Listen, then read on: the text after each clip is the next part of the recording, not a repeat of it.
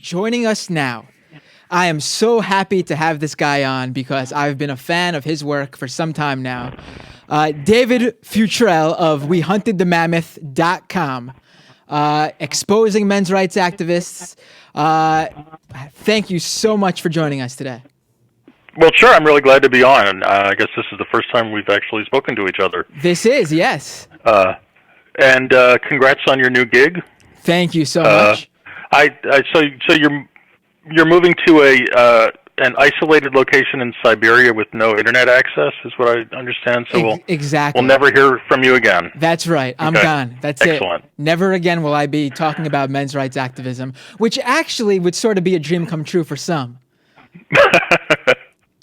But possibly for you, if they vanish off the face of the earth tomorrow, that would. I think they would enjoy that actually more so than I would. I get too much joy out of these guys. But I wanted to have you on especially because obviously I want to talk to you about what you've been doing. And you know what? Maybe we should start there for people who aren't quite aware what WeHuntedTheMammoth.com is. Why don't you give our listeners a quick, a little bit of a summary, a rundown of what you've been doing for all these years. It has been. It's been 5 years now. It's a blog, a daily blog, where I look at basically the men's rights movement, misogynistic pickup artists, men going their own way. This sort of what I call the new misogyny online. It's a fairly widespread movement, and though the people who are involved in it may call themselves different things, and someone who's an MRA or men's rights activist may be shocked and horrified if you suggest that they have anything in common with pickup artists. But the fact is, they share probably about 90% of their beliefs. It's this weird and very elaborate misogynistic belief system with its own sort of language and folk beliefs and mythology, most of which is completely false. So I've been basically tracking them for 5 years and documenting the things that they say, and on rare occasions the things that they do, because they don't actually do very much, and and making fun of them when it's appropriate, and sort of being appalled by them when it's appropriate. I think what you've been doing is actually an amazing resource, especially today in the year 2015, because you have been covering this for so long and have so much of this archived. And what I've been noticing recently, and I was just talking to Michael before we got you on the line, is that I've been noticing more and more that what's been happening in this manosphere has been, seeping out into other, I guess you can say, online reactionary movements. And even further than that, I mean, we see these terms that were primarily used in these men's rights activists, men going their own way, pickup artist communities, like, beta male and cuck, and all this sort of terminology. We're seeing it seep not only into things like, Gamergate and, online white supremacist movements. We're seeing it even in today's everyday politics in terms of we have your run-of-the-mill Republican or conservative using terms like cuck to call people cuck-servatives. Right. No, and it's interesting because I think that's always the question I have with these guys is to what degree are the guys I'm writing about how widespread are these beliefs? Is it really just a tiny minority of really loud and obnoxious guys online, or if when you're walking down the street, in any group of 5 guys you see is 1 or 2 of them secretly a men's rights activist and who believes all this? And I think it's in between the two, but you're right that a lot of this ideology is seeping beyond the borders of the manosphere. And you can see this in the discussions of the shooter in Oregon, in that the terminology of beta males was being raised on 4chan and then talked about on CNN, and the idea that the shooting was sort of the beginning of a beta male revolution, and we're going to hear more about that, I'm sure, as the months go by. Particularly since there are people on 4chan who were inspired by the shooting to start posting their own threats. Like there was one posted about Edinburgh in Scotland, and then a more recent one, a threat very similar to the threat that was, or the warning that was left apparently by the shooter on 4chan before he went and shot up murdered people in Oregon. There was one for warning people in the warning students in the Philadelphia area that today someone would show up with a gun and start shooting. You know, it's interesting you bring up 4chan because it's almost like, I mean, everyone knows 4chan as this, you know, this internet community where all this, like, you know, toxic trolling goes on. But like, I remember 4chan in the earlier days of the internet, like trolling was always a thing online and it lived and breathed on 4chan. But to me, trolling was sort of like, you know, these edgy, maybe sometimes they would cross the line in terms of racism or sexism. But when it came down to it, they were like internet pranks. Like I remember one of the earliest like 4chan episodes of trolling to really go viral is like they logged into some video game, online game, like I think it was called like Habbo Hotel, and they created all these characters to block the in-game pool, like swimming pools, from anyone who was a black avatar. Like that's stupid, but when it comes down to it, harmless. And and somewhere trolling became stuff like that, internet, making fun of people on the internet, but never really crossing that line, to straight up harassment, getting fake stories out there so the news thinks that someone else is the Oregon shooter or whatever shooting we're talking about. So to me, it's amazing that this sort of trolling has sort of just become something that's seeped through all these different reactionary movements, especially the men's rights areas of the internet. Yeah, I mean, I think that the trolling is becoming more nihilistic, and I guess you'd call it darker now than it has been. And I think in general that this manosphere, or you know, new misogyny, whatever you want to call it, online is also picking up more from that. I mean, I think Gamergate brought a lot of that sort of nihilistic, cruel, dark trolling to a lot of people in the men's rights movement and in this general sphere. I mean, a lot of men's rights activists were involved in it or tried in some ways to associate themselves with Gamergate, and I mean, Gamergate, the folks in Gamergate, not all of them, but a significant enough portion of them engage in this really dark and nihilistic trolling. And instead of doing something silly in an online game, they will arrange to have SWAT teams show up at people's houses, and will launch campaigns to ruin the reputation of people that they don't like. And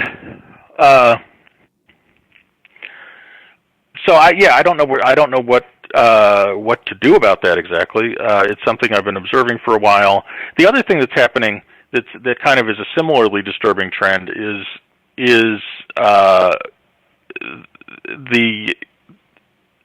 basically the spread of a lot of white supremacist ideas into Gamergate and into the manosphere more broadly.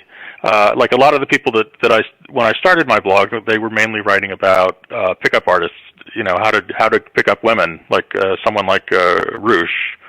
You know what, but before we get any further with the white supremacist stuff, let's actually, because I'm sure there's a lot of listeners who are listening to these terms and they're thinking MRA, pickup artists, men going the MGT, like what is that? So let's first break down these terms, I guess. So an MRA, or men's rights activist, is basically what? They're kind of the most conventional of the bunch. Men's rights activist is someone who has convinced himself that that the male gender is the gender that's truly oppressed these days.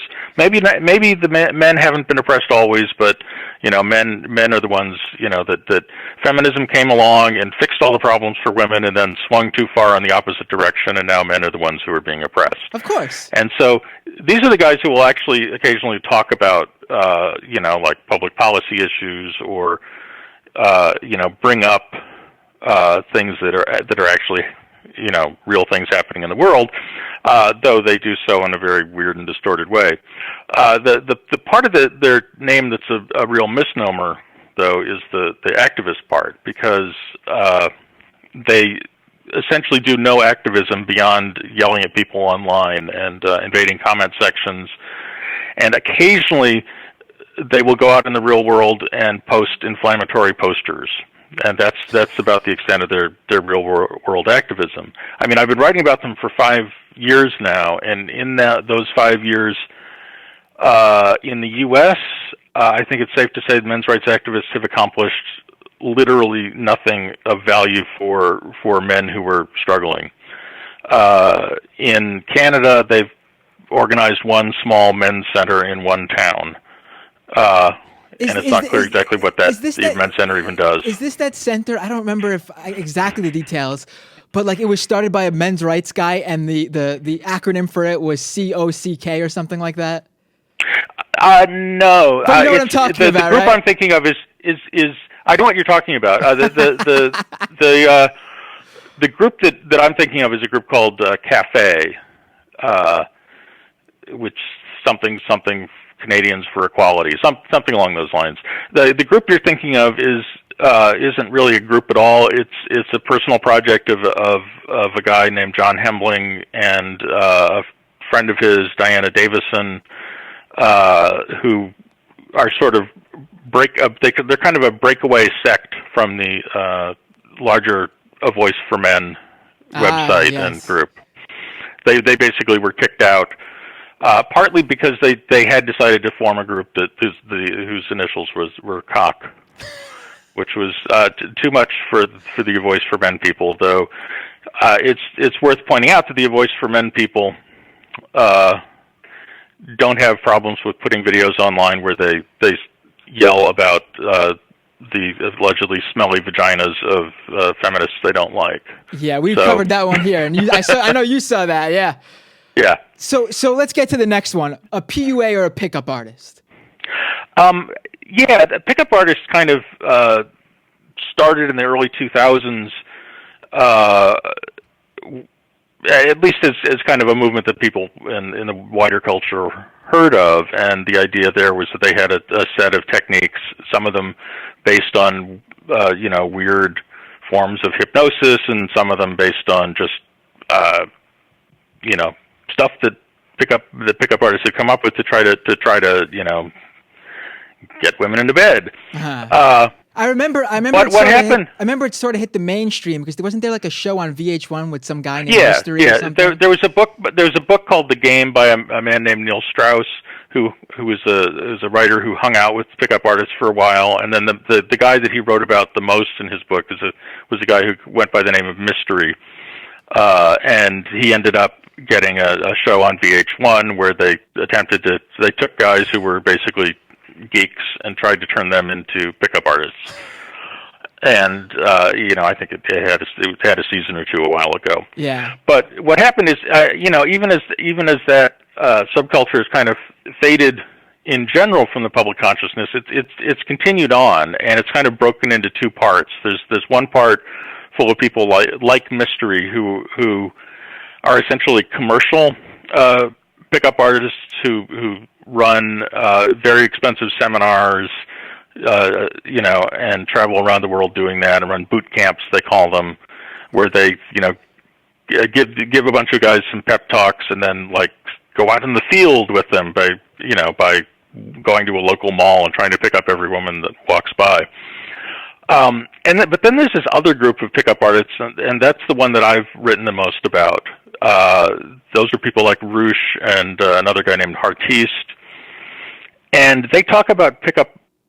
Roosh got his start with a series of books called Bang, which were rudimentary pickup guides, and including pickup guides for a number of different countries that he had visited. But this group of pickup artists... These are those series of books that are literally titled like something like "How to Bang Women in Insert Country Here" for each separate book.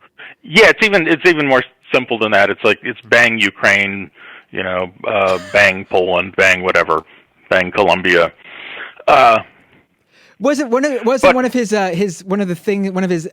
analysis that he came up with was that I forgot what country it was, but one of them was not good for picking up women because of the social safety net that country had was so good that it made it difficult to pick up women there.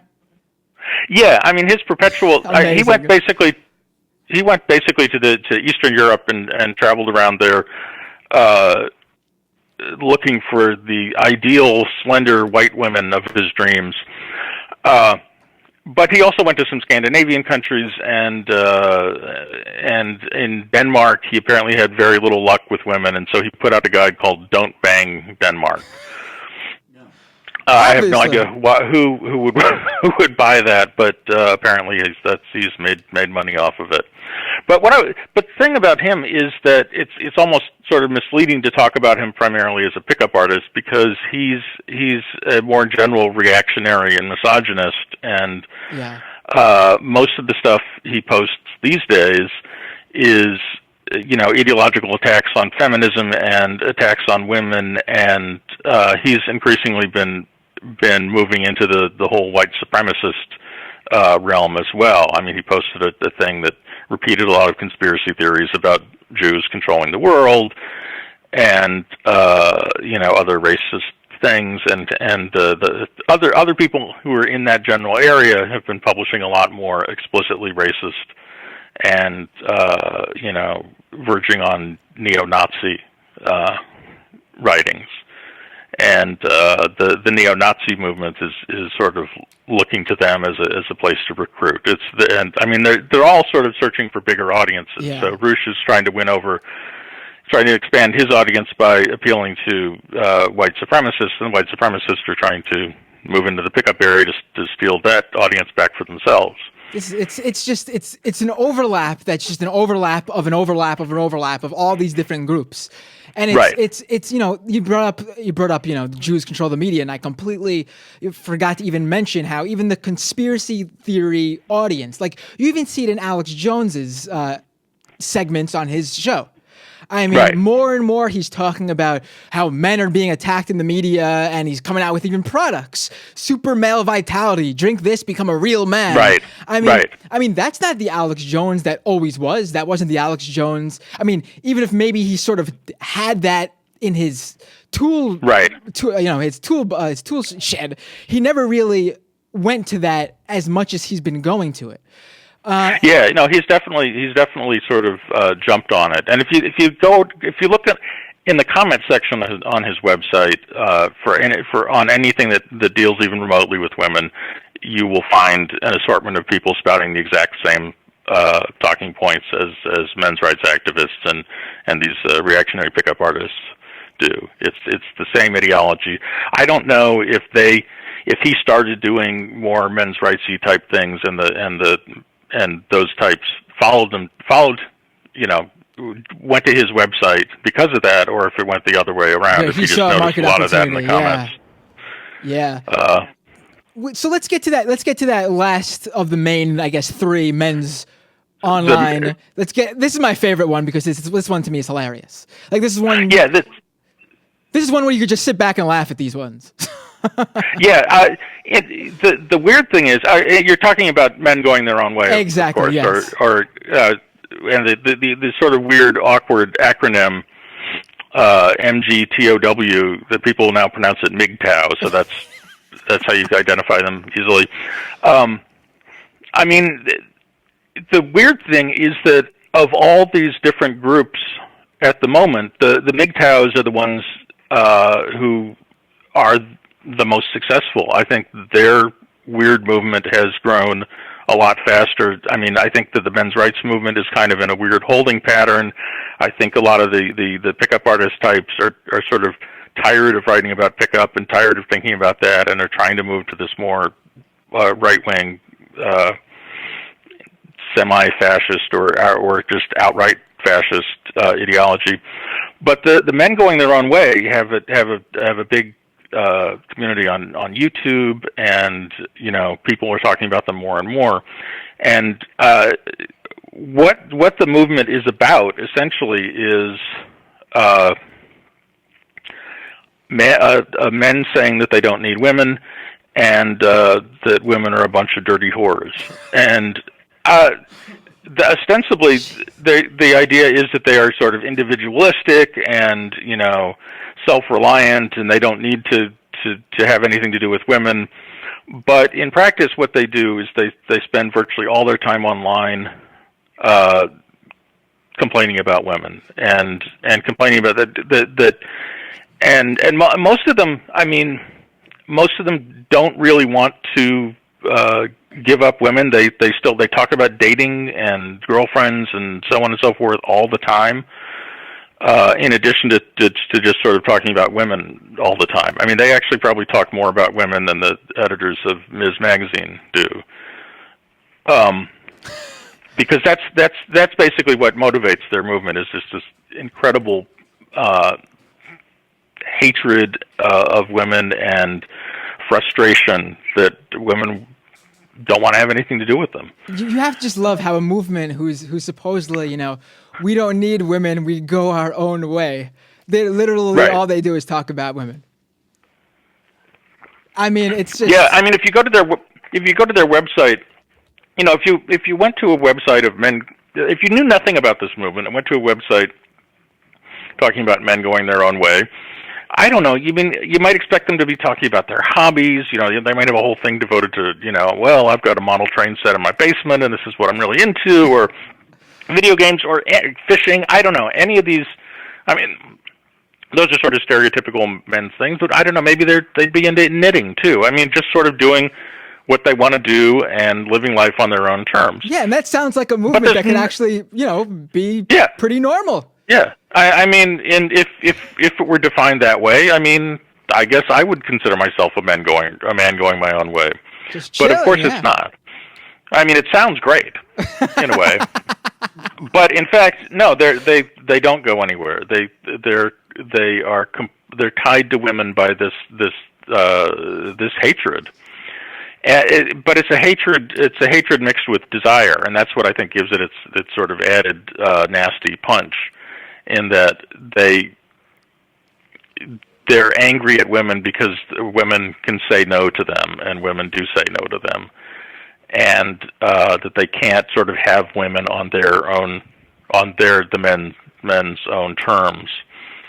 I think that this kind of sexual frustration is actually a major part of the motivation for not just men going their own way, and obviously the pickup artists, but also for a lot of men's rights activists, and that's why there's so much focus on the alleged evils of false rape accusations, which they portray as being some kind of epidemic when it in fact is not, and that basically these are a bunch of guys who see that the way people talk about and handle sexuality in culture has changed, and people are more aware of what consent is and what consent isn't. And essentially, these are a lot of guys who sort of, I think a lot of them think that they'll never have sex unless they can pull some really sleazy date rapey, or just date rape. Could actually, if they can't date rape, they're never going to have sex, and so they get frustrated and angry. I really think that's just the perfect explanation of all this. It is absolutely, without a doubt, what's going on here.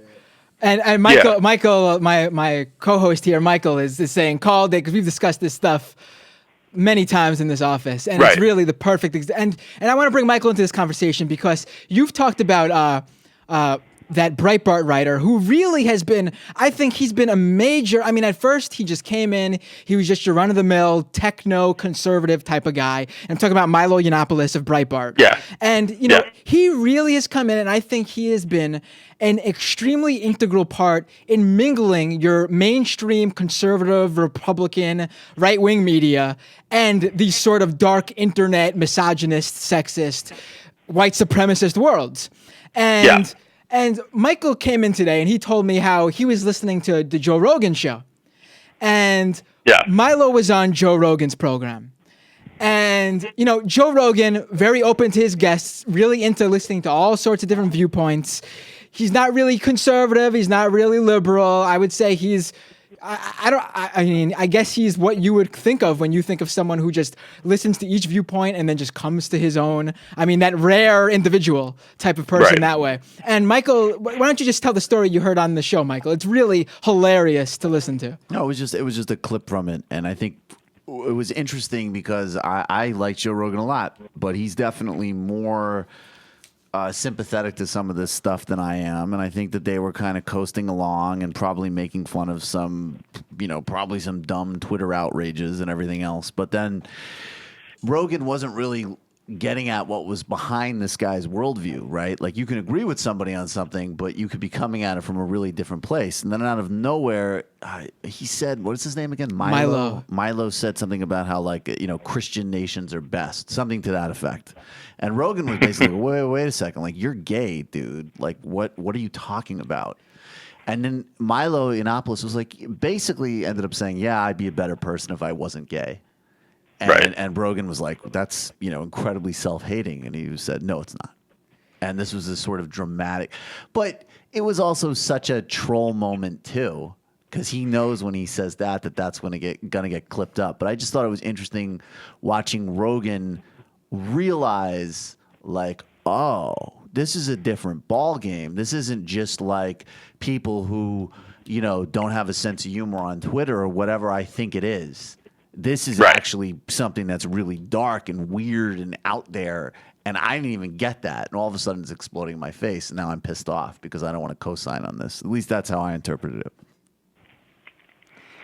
I think that's the case with that. When you start scratching these people, they end up turning out to have a lot of racist assumptions or homophobia or internalized homophobia or whatever you want to call it with Milo, who he's sort of made a career over the last year of completely pandering to the Gamergate folks. And he seems to be expanding that to pander to men's rights activists as well. And it's difficult to know how much of it is sincere, but I think a lot of it is sincere that he really does have this gaming journalism is what you're saying. Yeah. I'm sorry. No. That he believes a lot of the men's rights nonsense that he posts is very sincere. Yeah.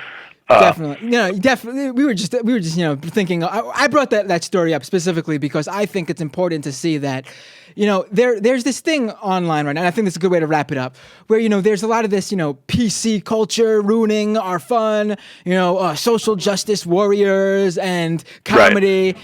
And I think it's important to differentiate. I mean, you can have your disagreements with those people, and that's one thing. But I think, and that's someone like a Joe Rogan who isn't, but he's willing to listen and pick a side that way.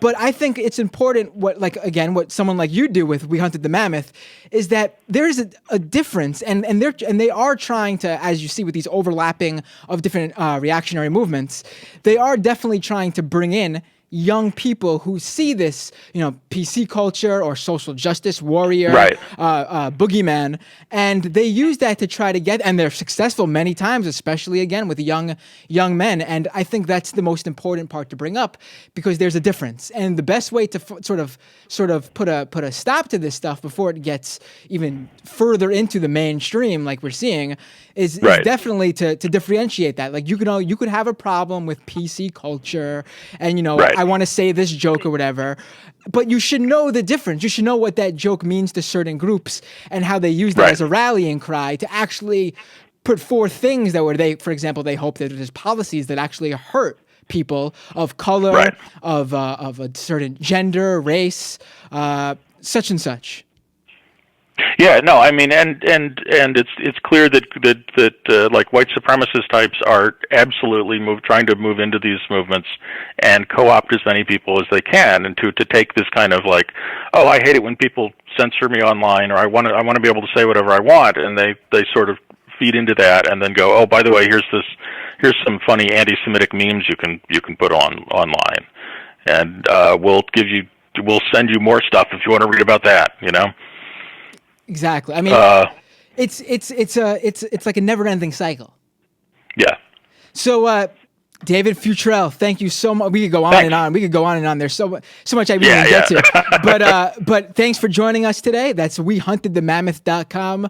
I'll be talking to you online. And again, follow David online. Thanks very much.